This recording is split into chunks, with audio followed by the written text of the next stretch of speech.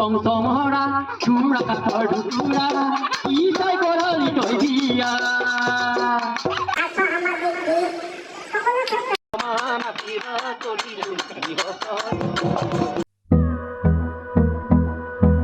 চাওঁতে চাওঁতে বহাগৰ বিহুটি আকৌ আহি পালেহি। মায়ে বুই থোৱা বিহুৱানখন পিন্ধি লৈ মা দেউতাৰ আশীৰ্বাদ ল'লোঁ আৰু আমাৰ ঘৰত বিহুৰ প্ৰস্তুতি চলিছে এনেকৈ।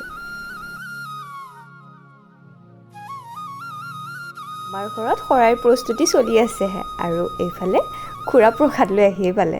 ঘৰৰ নামঘৰত শৰাই আগবঢ়াই দেউতা ওলাল ৰাজহুৱা নামঘৰলৈ আৰু মই ধুনীয়াকৈ সাজি কাচি ওলালোঁ বিহুথলীলৈ। আচলতে আজিৰ ভিডিঅ'টো আমাৰ চামৰ ল'ৰা ছোৱালীৰ কাৰণে বিশেষ, কিয় সেইটো আপোনালোকে ভিডিঅ'টো শেষলৈ চালে গম পাব। বিহুথলীত সকলো বিহুবলীয়া ৰাইজ আহি ৰেডি, পিছে মোৰহে অলপ পলম হ'ল আৰু এইজনী টিকলি চাওকচোন, ইমান মৰম লাগিছে তাই।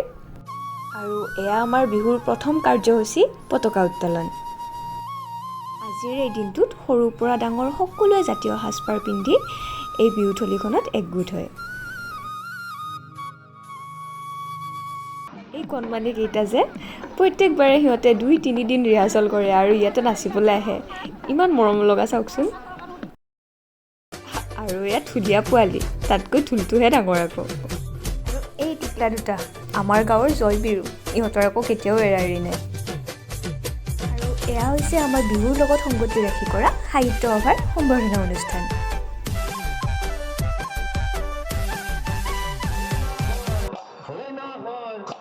আমাৰ অঞ্চলৰ ডেকা গাভৰুৰ বিহু নৃত্য প্ৰদৰ্শন। বিয়াকে চাব নে নাচনীকে চাব, ইমান ধুনীয়াকৈ বিহু নাচিছে।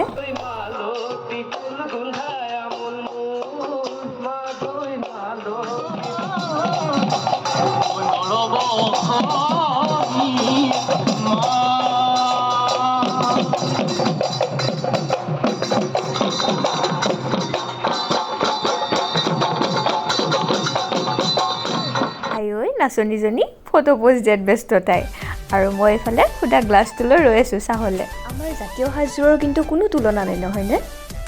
বিহুৰ কাৰ্যসূচী শেষ হোৱাৰ পিছত শেষত এনেকৈ এখন মুকলি হোৱা পতা হয়, য'ত আমাৰ বহাগী বিদায়ৰ প্ৰস্তুতি চলোৱা হয়।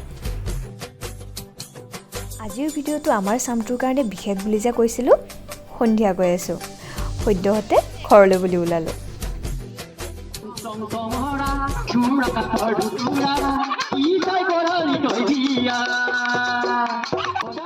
ৰাতি বিহু মাৰিবলৈ সাজু হৈ থাকোঁতে ওচৰৰে দাদা এজনে কি সুন্দৰকৈ পুৰণি পেৰেডি গান এটা গাইছে, শুনকচোন।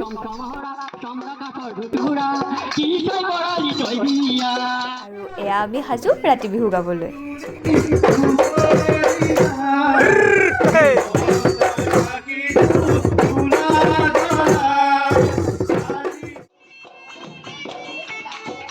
আমাৰ গাঁওখন চহৰৰ দাঁতিকাষৰীয়া অঞ্চলত।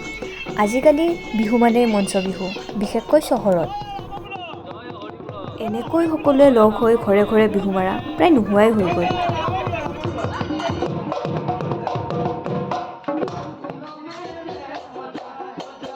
অৱশ্যে আমি এনেকৈ প্ৰতি বছৰে ঘৰে ঘৰে বিহু মাৰিবলৈ যাওঁ।